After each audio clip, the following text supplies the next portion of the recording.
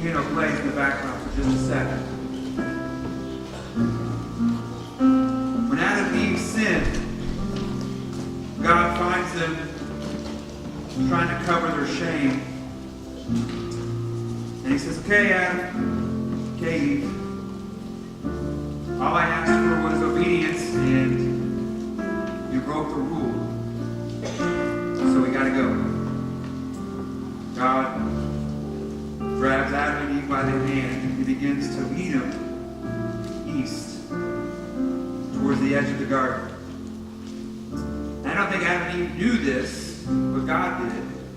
It was a death sentence. He was leading them away from the tree of life, where they could have lived forever in perfect peace and harmony. And he sends them off into a foreign land where he wouldn't be. And God is shut off from mankind. As he's walking out, he puts two angels. They're called cherubim angels. Cherubim angels are guardian angels. They always guard the entrance into God's presence. Fast forward a couple thousand of years, Jesus is in a garden. It's called the Garden of Gethsemane. And from the Garden of Gethsemane, if you look, you can see Jerusalem. And it's not too far. You can almost run there in under an hour. It's not that far away. You can really see it well from the top. And Jesus would have seen right there in Jerusalem the Holy of Holies. And if you know anything about Scriptures, that is where God's presence dwelled for the presence of God, for the priest to come and make a sacrifice and atone for the sins of the people. And shutting off God's presence from everybody else in the Holy of Holies was a huge curtain. And on that curtain were two angels. Guess what kind of angels they were? Cherubim angels. And so as God leaves Adam and Eve out of a garden and puts angels behind him, Jesus is in the garden. He can see the temple, and he begins to walk towards Jerusalem where he's going to be crucified. As he walks towards that, he's leading us back into life. When Jesus dies, Scripture tells us that the veil is torn, which means the cherubim angels would have been separated. The presence of God was free to live and dwell in the hearts and minds of people once again. Do you see the great reversal happening? Do you see our Heavenly Father, who once at one time had to take our ancestors and lead us out of a garden? Jesus Christ in a garden grabs our hand and leads us back into true life, in relationship with God. This is supposed to be our story. This week we said our story should start now. Hopefully we remove some of the barriers that keep us from telling a better story when it comes to our sin. Tonight, hopefully, I'm going to lead you just a little bit further so we can live out the ministry and the mission that we're supposed to live. All God's people said, Amen. Let's pray. Father God, we thank you how you take us by the hand. And sometimes almost unwillingly, Father, there's people who don't want to be here right now. They've almost had enough of this Jesus stuff. They came with a friend because they thought it would be fun, maybe a good place to meet girls, whatever, and they've been hearing Jesus, Jesus, Jesus all day long. But God, I pray that maybe tonight is the night that you break in and you rescue them. You grab them by the hand and say, your story starts now. If you're not a believer, as you're listening to me pray, I want you to begin to wonder if God might have put you here for a purpose tonight. It's no coincidence that you're here. God has a plan for your life. Lord, we love you. We thank you for the cross that makes all this possible. Amen. Happy Captain America's birthday today. Right. I told my kids, I tried to explain 4th of July to them and how we're celebrating our independence, and they stared at me like I was crazy. So last night I said, okay guys, we need to put out milk and cookies because while you sleep, Captain America is going to come and he's going to put fireworks under your American flag, right? Now, that's not a real holiday, but I think maybe we should start incorporating that tradition into the 4th of July. It sounds like a winner to me, right? Captain America sneaks in at night and leaves fireworks for all the happy kids, right? I'm totally down on that. I kind of changed what I was going to talk about tonight after visiting with so many of you. And last night, as you guys were putting things on, it was a beautiful moment to see everybody kind of admitting, here's what I struggle with. And I know I have things that impede my work. Now, you will make mistakes. Sin doesn't necessarily keep you from being effective. But it does keep you from fully enjoying the joy that God wants to give you while you do the work you do. Because as long as you have all this sin in your life and you're serving and ministering God, that sin will rob some of the joy. It'll take some of the goodness out of what you're doing. And as people were putting their stuff down here, I looked down and there was one that was face up, and all it said was, I want to know my calling.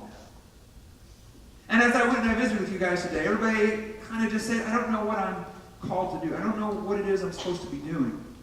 And so I wanted to kind of rearrange things a little bit so maybe I could help address that issue. How many of you would like to know what your calling is? How many of you would like to know what you're supposed to be doing? Right? I think most of us, like I struggled with that as a kid, trying to figure out. I mean, growing up is hard and awkward, right? If it's not hard enough just growing up in this world, we have to go through that stage where your voice sounds like this, right? I mean, come on, it's hard enough being a kid as it is. Why do I got to sound like a Muppet half the time, right?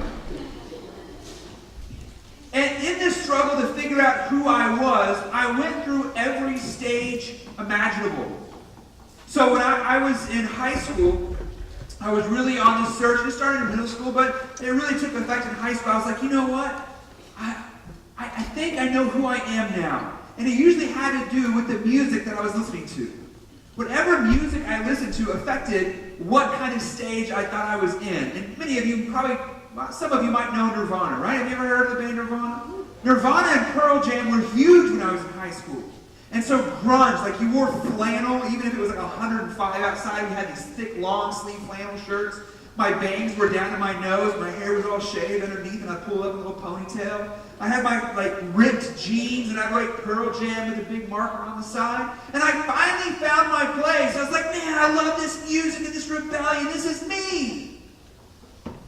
But it didn't last long. I tried every stage I could. Unfortunately, I went through a techno phase. If you're not familiar, techno is what happens when your fax machine breaks, right? It's just a bunch of noise, and it had a beat that went on for like 15 minutes. You never knew when one song started and the other song ended. It was all day long. And because techno was really becoming popular when I was young, my clothing style reflected that. I wore really shiny pants all the time. Sorry, Lord, forgive me for my shiny pants stage. And that was so when you go into the club and the lights hit, you look like a giant disco ball just walking around, right? I wish somebody would have told me about Jesus and I could find my identity in Him, but without Jesus, all you're left with is shiny pants to try to figure out who you were. But miraculously, it turns out shiny pants don't define who I am. So I kept looking, trying to figure out my identity. I said, you know what? I'll go back to my roots. I'll go back to my roots. That has to be who I am. I was born in the great country of Texas.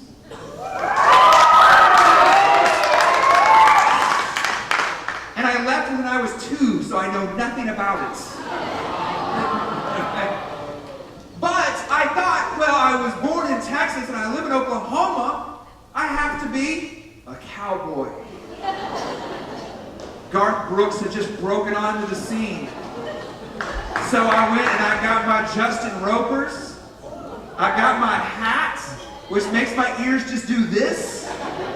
Like, it wouldn't sit fully on my head. My ears would just hold it up, and it just looked like it was floating as I walked. And I got a shirt. I guess there's something about some of these old country shirts. It was just like 4 colors divided in squares.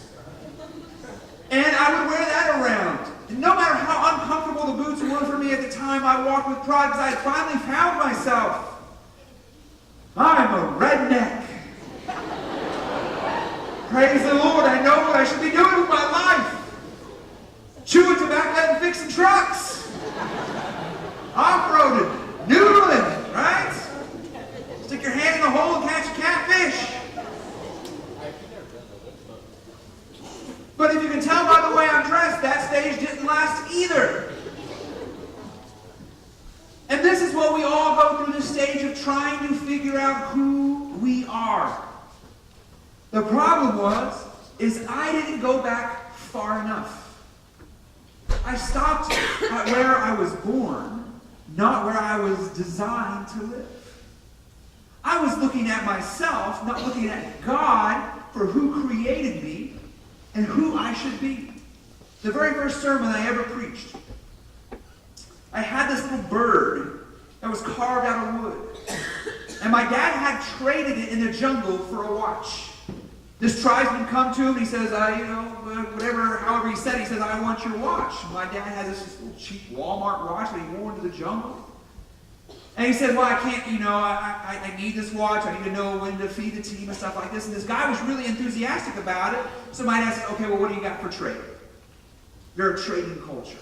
So he goes back to his hut, and he comes back, and he brings out this bird carved out of wood, and he made himself. My dad goes, well, that's kind of neat. All right, I'll give you the watch for the bird. And he brought it home, and he gave me the bird, and it sat on my shelf forever. I looked at it. It's a weird looking bird. It has a really long neck, and then it has like these two weird curved things on top of its head, and like a long beak with like a buck tooth, right? Like it's just got this weird curved thing. And I went to him, I said, Dad, what kind of bird is this? He's like, I don't know. Carved jungle bird, I guess. So I took it to some friends. I had some friends that were in college, and I said, maybe they're smart, they're in college. I said, guys, can you tell me what kind of bird this is? I said, I don't know what kind of bird it is. And so I got on the internet, and I started looking up birds from this jungle. I could not find it to save my life. And then I realized, if I want to know what kind of bird it is, who should I ask? How about the person who made it? The person who made it is the one not only who can tell me what kind of bird it is, but why he made it in the first place. What was the purpose of this bird? What is it supposed to be doing? Is it a paperweight? Is it a self-defense weapon? What do I do with it? These people are sharp. And the same thing applies to us. All of you are trying to figure out what it is we're supposed to be doing in this life. And I told you, hey, your story should start. That's great. Okay, I want to start my story. I want to give my life to Christ. I told you, okay, get rid of your sin. And let's start working towards holiness. You're like, okay, I want to do that. But maybe you have the same problem I had growing up in church. All I knew is what Christians don't do. Christians don't drink. Christians don't smoke. Christians don't use bad words. And Christians don't have premarital sex. And that was fine. I knew what not to do. But what am I actually supposed to be doing? What are the positives? How am I supposed to live my life? Do I just pray and read my Bible and hope it all works out? Or has God made it unbelievably obvious? I don't think God's a trickster trying to hide from you. I think God has been extremely generous in trying to tell you who you are. And so we go back to the very beginning. Go to Genesis chapter 1.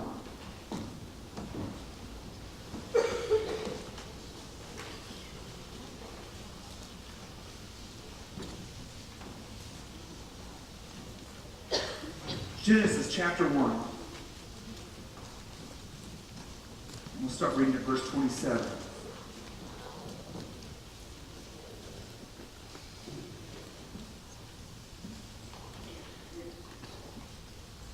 Adults, don't you just love the rustling of the pages? Don't you just love that rustle, to hear that sound of all these young minds eagerly turning and opening up God's Word? It's one of my favorite sounds in the world. Genesis 1, verse 27. You got it? Got it. Got it. Right. So here's what God says to us. It says, so God created man in his own image. In the image of God, he created a male and female, he created them. And God blessed them, and God said to them, be fruitful and multiply, and fill the earth and subdue it, and have dominion over the fish of the sea, and over the birds of the heavens, and over every living thing that moves on the earth. That's what you're supposed to be doing. Now, you're like, that doesn't help me at all. So I'm going to break this down for you as best as I can. He begins by saying, let's make imagers of us. So God creates the universe, right? He organizes all the chaos. And he makes the heavens, and he names this the sun, he names that the moon, he names this earth. He names everything. He tames everything. And then he creates life. And then in a small way, he says, Adam, take the keys, it's your turn now. I told you about how I named the sun and the moon and the stars and the heavens. I told you about how I created and controlled everything. And I told you about how I made you, life. He says, now I want you to do the same thing. You tame this garden and you fill it with life. You reflect me to this planet. You be my reflection. And what is fascinating is not necessarily what's said, but what's not said. He doesn't say, Adam, you be the one who does all the heavy lifting, and Eve, you stay at home and cook. Because Adam, you're going to be the strong one. Eve, you're going to be the smart one. He doesn't define their roles very much at all. He basically gives all of us the same role. But that's in the garden, right? We left the garden, so we don't have that job anymore. Do you know what? The same thing is repeated to Abraham. It's repeated to Noah. All throughout Scripture, the exact same command is given to every single one of us. We are all still supposed to be doing this some way, somehow. And the way that works itself out is going to help you figure out how you're supposed to be doing it. But what he doesn't do is he doesn't give them any labels, he gives them roles. So there is a difference between labels and the roles of God. Labels are a worldly creation, roles are God's creation. Now, oftentimes when you maybe hear a pastor talk about labels, it's always in a negative sense. Like somebody calls you stupid or somebody calls you this or that, right? It's a negative thing. But positive labels are just as bad.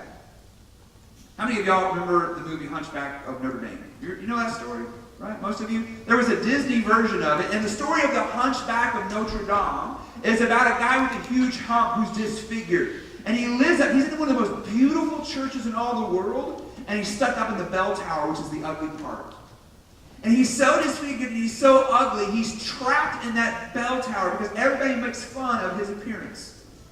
And one day, one of the archbishops falls in love with this woman. She's a gypsy. He loves the way she dances. And he knows he's not supposed to desire her, but he does anyways. And he's kind of the evil villain of the story. And her name is Esmeralda. And she's gorgeous, and she dances with her little flamenco things, right? I don't know what those are called. And he basically captures her and puts her up in the bell tower with Quasimodo, the Hunchback of Notre Dame. And see, the Hunchback, he's trapped because he's ugly, and the world has labeled him ugly. But he's not the only one trapped. Esmeralda is trapped, and not because of her ugly, but because of her beauty. See, positive and negative labels always trap us. I had a positive label. And it was my trap.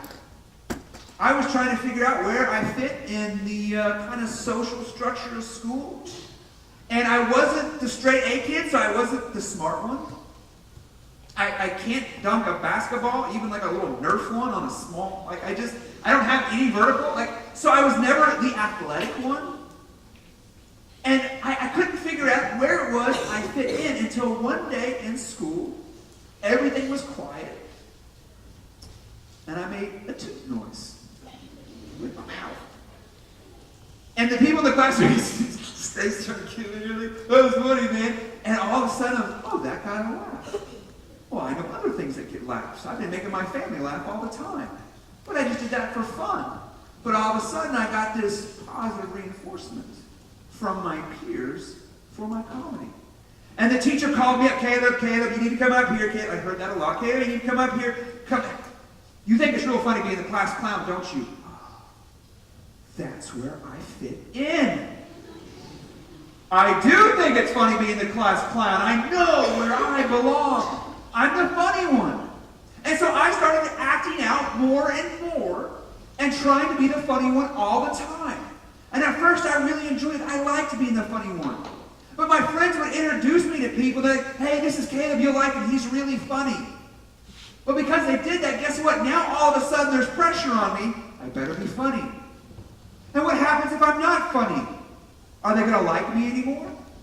And so this positive label they had given me all of a sudden became my prison. See, like, comedy is just one thing that I enjoy, but I'm not even really an extrovert. I'm not really somebody who likes to, like, talk and visit and go out and socialize all the time. I'm kind of a homebody. And the world doesn't know how to take us as a whole. It likes to take one little piece of you and define you by all of that. Right? If any of you girls, if you were the pretty one, right? You might be really intelligent, but what's the world going to focus on? How you look. Guys, you might be really intelligent, but you're also really good at sports. Which one is the world going to cheer? Right? They're going to be cheering you in sports. They're going to pick one thing about you and try to define all of you by that one thing. You know, I like tattoos and motorcycles, so man's man, right? Yeah, it's guys, all right, Harley, wrong. But you know what I also like? Really, really soft music and poetry. Right? So I would hang out with my friends and they would talk about car mufflers, and I really wanted to talk about Shakespeare. But I was afraid to. One day, all my friends piled into my car. I had an 84 Buick LeSabre. It was an old car that was really long, and I was barely like 5 foot tall. I weighed like 95 pounds. The steering wheel, I had to turn like this, right? Like I was steering a boat. And it was huge. And we get in one day, I was so excited because I had this new tape. Okay, a tape is a little rectangle thing that you would insert into a car before CDs. Okay, a CD is a round thing that you used to put in before MP3, right? So I had this tape of this album that I really liked, and I put it in the car, and I was so excited they were going to like it. The music comes on. All of a sudden, this guy starts reciting poetry. It was a spoken word poetry album. Well, I didn't know there was something wrong with that. And all of a sudden, all my friends start laughing. They go, "Oh, what is this? Dude, what is wrong with you?" I'm like, nothing's wrong with me. You like this? Well, this is sensitive, girly stuff. What are you? Gay? See, because our culture doesn't understand that a guy can be a guy's guy and also have a sensitive side. It says pick one. That girls can be tough and like to work on cars without being a tomboy. Right? There's nothing in here that says Adam has to do all the heavy lifting and Eve, you stay home with the babies. There are no labels put on them. There's just a role, and they help each other in accomplishing a universal role. So God has a role, and He wants you to accomplish it, but so many of us are trapped by our labels. There is more to you than that little piece that the world likes to pull out, whether positive or negative. Maybe you had a parent that said you were stupid once, and you felt stupid ever since. Maybe you had, maybe you are smart, but you're afraid if you make a B, your parents are going to essentially love you less. And so you're trapped in being smart. Do you know Jesus hates labels as much as you and I? The world says they hate labels, but they're obsessed with creating them as well. Every time we walk away from God, we create a new label. If you don't believe me, just look at the LGBTQZ, right? Z stands for all the other ones that come in. Asexual, pansexual, right? There's a whole long list of like 25, because every time we walk away from God, instead of calling it sin, we'll just create a new label, right? I want to show you what Jesus does. Let me give you another example of labels. And I'm going to show you how Jesus deals with it. One day, I was at the grocery store, and I'm walking up to the front, and this car, you could hear it coming down the parking lot. It's squeaky, it's loud, it sounds like it's got a hole in the exhaust. And I look in the car, and newspapers are piled up high, so high that you could barely see in the back window. The only place that isn't piled up with trash and newspapers and candy wrappings is the driver's seat.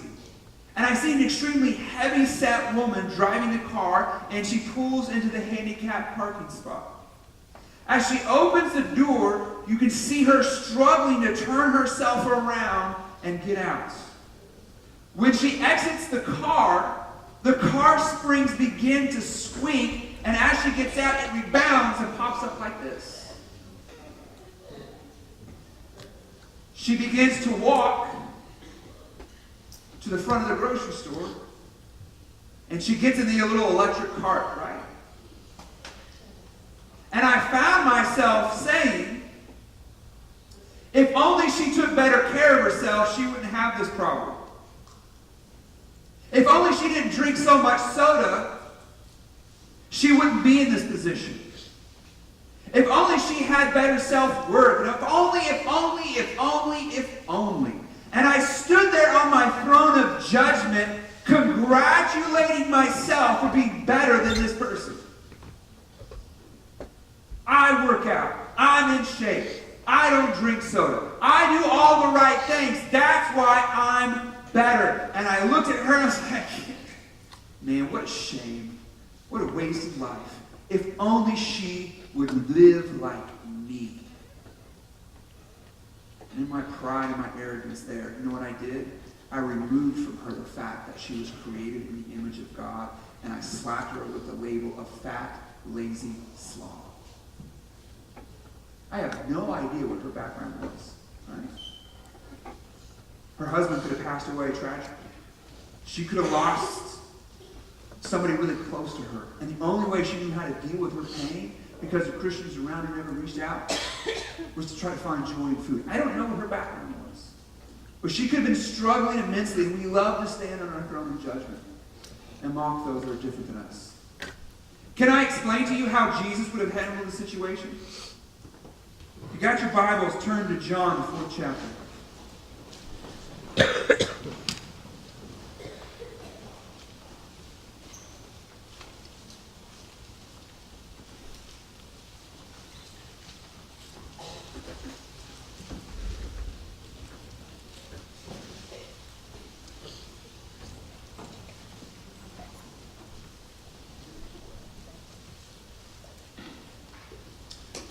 John, the 4th chapter, verse 7. A woman from Samaria came to draw water. Jesus said to her, "Give me a drink." For his disciples had gone away into the city to buy food.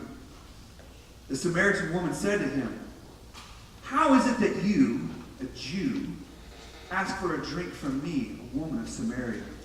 For Jews have no dealings with Samaritans." Jesus answered her, "If you knew the gift of God and who it is that is saying to you, 'Give me a drink,' you would have asked and he would have given you living water." Now, I know most of you are familiar with the story. So the story continues to go on where Jesus begins to reveal that he actually knows all of her junk. He says, "Woman, go fetch your husband." She's like, "I don't have one." He says, "I know you don't have one." He says, "The man you're living with now is not your husband. You've had a bunch of husbands before." See, Jesus knew all her labels. She was a promiscuous, easy Samaritan woman. But that's not how he addresses her. He speaks to her, and he says an if-only statement. He doesn't say, if only you had more self-value, you wouldn't be hopping from guy to guy to guy. If only you took better care of yourself, you wouldn't be in this position. If only you cleaned yourself up, maybe people would like you more. He doesn't say any of that. What does Jesus say? If only you knew who I was. See, I believe he uses the right kind of only statement. If only you knew who was talking to you and who offered you this kind of living water. And she figures it out eventually. She says, "Can I have it? Can I get this living water?" And Jesus is not going to withhold that from anybody. So he addresses the real issue. The real issue isn't that she's promiscuous. The real issue isn't that she's easy. The real issue isn't that she has man problems. She's jumping from guy to guy to guy. I mean, he understands the reason she's been doing that is because she's searching for something. All of us are looking for something. And we get trapped into these little labels. I mean, some of you know, you get trapped with a label in high school, especially if it's negative. It's going to follow you all those years. And it absolutely terrifies you. The rate of teen suicide has gone up so much because the labels that get stuck on somebody, they know unless they move towns, they will always be known as that person. I was talking to somebody today, and they struggle because they're labeled the fat one. Talking to somebody else today. They're labeled the smart one. One of you is Quasimodo, and one of you is Esmeralda. It doesn't matter. We tend to think that if we have more money, if we have better looks, we have more freedom. But guess what? The people that are good looking with money feel just as trapped as the broke, ugly people. We all feel trapped. Positive and negative. This is why when Jesus says, "I've come to set you free," he really means it. What God wants to do is to teach you how to view and see other people, not according to their labels, but by the fact that they are created in the image of God. So he gives us a role. He says, fill the earth and subdue it. The New Testament says this way: go into all the world and make disciples. And you're like, okay, Caleb, that's great. I understand that. I know that's my role, but you told me you were going to tell me how to do it. You told me you were going to tell me how to find that place. How do you do it? How do you figure out when you're supposed to be serving? You already know. You already know. What is it you're good at? What are your talents? What are your skills? Like, look, so Paul in the New Testament, he used to be really zealous one way. He got saved and just went zealous the other way. He was always a leader and a debater and a talker, and he used to do it for one way, and then all of a sudden he turns around and just does it the other way. You ever taken one of those spiritual gift tests, right? Here's how I figured out what my spiritual gift was. Whatever I was good at in the secular world, when I got saved, I started using it for the kingdom. It's just how God made you. How do you figure out what you're supposed to be doing? Be who you are. God gives you the freedom to actually be who you are. The world doesn't want you to be who you are. It would take one part of you and define you by that. Either you're smart, or you're talented, or you're this, or you're that. And that's it. When I go hang out where there's a bunch of adult guys and we start talking, one of the first things they say to each other is, "Hey, what's up? So what do you do for a living?" Because they want to know, how valuable am I? They want to know if I'm of worth and importance. And then all they need to know about me is what I do for a living to decide if they want to get to know the rest of me. But what I do, my vocation, is totally different from my calling. If I was not a pastor, I would still do this however I could. So it's not necessarily like you got to figure out what job in ministry you got to do within the church. You just got to figure out how you do you for God. Be who you are. Don't be ashamed of who you are. Don't be afraid to be all of you. See, the great thing is sometimes if I need to be loud and bold and man's man, I can be that. But if you need some advice and help, I can switch over and be the other part of me that can be sensitive and listening. I can be all of me all the time to give God all the glory. The world won't let you do that. So, wouldn't you say it's true that the world has put a lot of pressure on you to figure out what you're supposed to be doing for the next 10 years already? Like, I'm talking to middle schoolers and they're trying to figure out what they're going to do when they get to college. Like, there's all this pressure to hurry up and figure it out, hurry up and figure it out, hurry up and figure it out. See, God is so good, He's fine-tuned you to know what you should be doing already. You don't have to figure out anything. Isn't that kind of freeing to you? Isn't it freeing that God just says, hey, you do you for me, and I will lead you where you need to go. All the things I do are just based upon my personality and how God has wired me. How has God wired you? If you had to think of a label, I want you to start thinking. Think of a label that's been put on you. Smart one, funny one, jock, athletic, funny guy. How much have you let that define who you are? How much have you let that define who you are? And how many of you carry around the scars and the wounds from a negative label? Nobody wounds you more than your family and your parents. And when a moment of frustration, they might say, you know what? I'm so tired of you being so lazy. I'm so tired of you talking all the time. Maybe God made you a talker. And at that moment they say, I just wish you would be more calm. And all of a sudden you feel like you have to start repressing that side of you that wants to enjoy conversation and talking all the time. And all of a sudden you start to repress sides of you because you're afraid that the people closest to you won't accept you. Let me tell you what, no matter what, God accepts you. No matter who you are or where you are, you're welcome in God's family. He doesn't care about your labels in the same way the woman in the well, where he looks right past her. And if you're not a believer, can I tell you this? God has this incredible way of looking right past all the lies and walls and labels and junk that we build up. He speaks right to your heart. I want you to take a second. Think of your label. I want you to turn to the person to the left or right of you. And I want you to tell them that label. And after they tell that to you, I want you to say to them, you are more than that label. Band, would you guys come on up? Think about your label as the band comes up here. I want you to just think and consider, what label has been put on you, positive or negative, that you feel trapped by?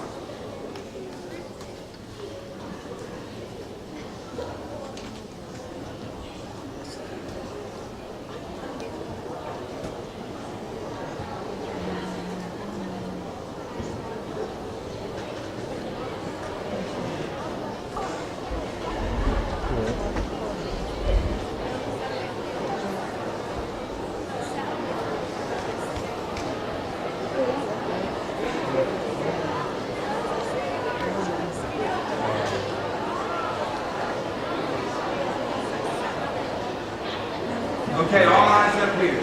All eyes up here. One of the most freeing things in my life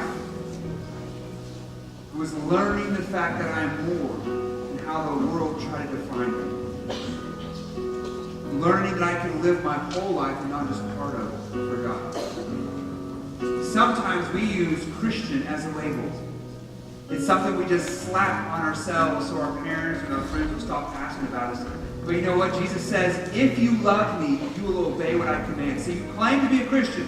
You say you have this label on you, but it's not a role you're living out. And there's no time to just use Christianity as a label. It's a role that you are supposed to be living. And how do you know if you're living that role?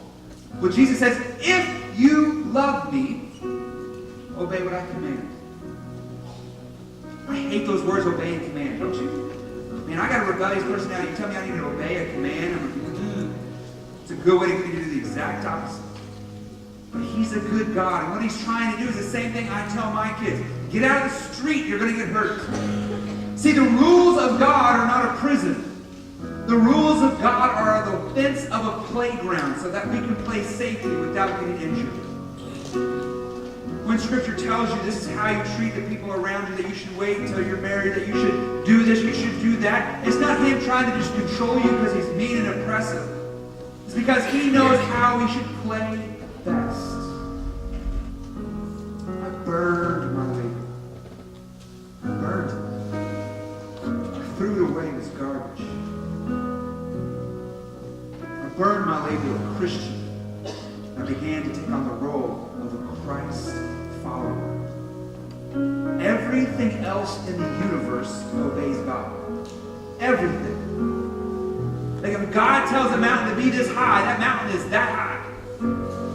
If God tells the waves to come this far, the waves go that far and they stop. When Jesus is walking on water, it's because he said, water hold me. It's yes sir, yes sir, yes sir. Immediately. The only thing in the world that does not obey God at whim is you and I. He granted us free will. So God could say, love your neighbor as yourself. And I can look God in the face and say, no! I don't want to. I want to love me. I like the attention, God. I like my popularity. I like being the funny one, laughing, cracking jokes, keeping my arms crossed because I'm too cool for this stuff.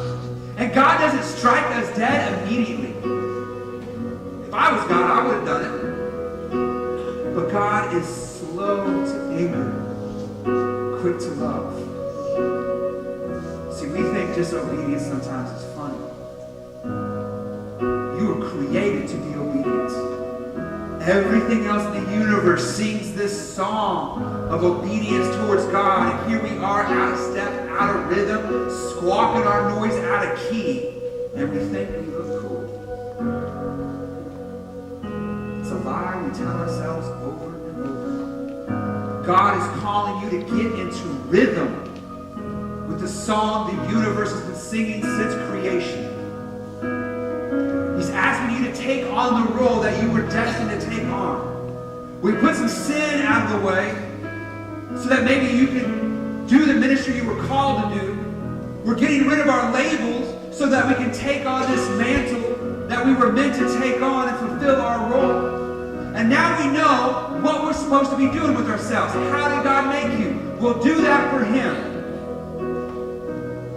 You like to play music? Play music for Him. You like to read? Read for Him. You like to study? You like to talk? Do that for Him. You like to play sports? Do that for Him. You like to fix cars? There's a lot of single moms who don't have the money to get their car fixed. Go fix their car for the kingdom of God.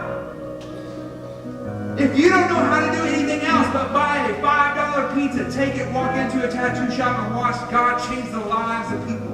Little bitty tiny steps of obedience is what God is calling us to. That first step of obedience is always to submit our lives to Him and say, God, I've been trying to play God in my own life, and I'm terrible at it. You are a lousy God.